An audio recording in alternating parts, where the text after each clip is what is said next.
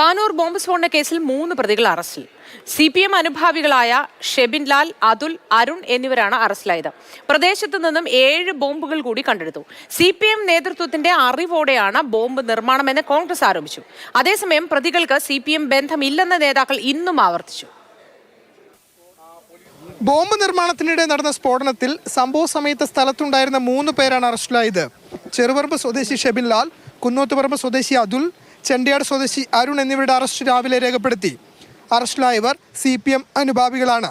പ്രതികളിൽ ഒരാളെ സംഭവ സ്ഥലത്തെത്തിച്ച് തെളിവെടുപ്പ് നടത്തി. 1ഉം 2ഉമല്ല 7 ബോംബുകളാണ് ഈ സ്ഫോടനം നടന്ന വീടിന് സമീപത്തെ പറമ്പിൽ നിന്നും കണ്ടെടുത്തത്. ഇന്നലെ 2 ബോംബുകളും ഒരു ബക്കറ്റ് നിറയെ ബോംബുകളും ഇവിടെ നിന്നും ലഭിച്ചിരുന്നു. ബോംബ് സ്ക്വാഡ് എത്തി ബോംബ് ശേഖരം നിർവീര്യമാക്കി. അതിനിടെ ഷാഫി പറമ്പിൽ പാനൂരിൽ സമാധാന സന്ദേശയാത്ര നടത്തി.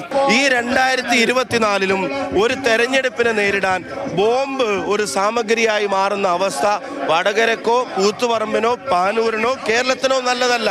നാടിൽ ആദ്യം വേണ്ടത് സമാധാനമാണ്. എന്നാൽ പ്രതികളുമായുള്ള ബന്ധം CPM നേതാക്കൾ ഇന്നും തള്ളി. ഒരു ബന്ധമില്ല. പാർട്ടി കൃത്യമായിട്ട് തള്ളി പറഞ്ഞാണ്. പാർട്ടി സഖാക്കളെ അടിച്ച കേസിലെ പ്രതികളാണ്. ഞങ്ങൾ ഒരു സമാധാനത്തിൽ നിന്ന് വ്യത്യസ്തമായ സമാധാനത്തിന് ഭംഗം വരുത്തുന്ന ഒരു കാര്യവും കേരളത്തിലെ രാഷ്ട്രീയ പ്രവർത്തനത്തിന്റെ ഭാഗമായിട്ട് ഉണ്ടാവരുത് എന്ന് നിശ്ചയദാർഢ്യത്തോടുകൂടി തീരുമാനിക്കുകയും അത് കൃത്യമായി നടപ്പിലാക്കുകയും ചെയ്യുകയാണ്. സ്ഫോടനത്തിൽ മരിച്ച ഷെറിന്റെ സംസ്കാരം ഇന്ന് നടത്തും. മാതൃഭൂമി ന്യൂസ്, കണ്ണൂർ.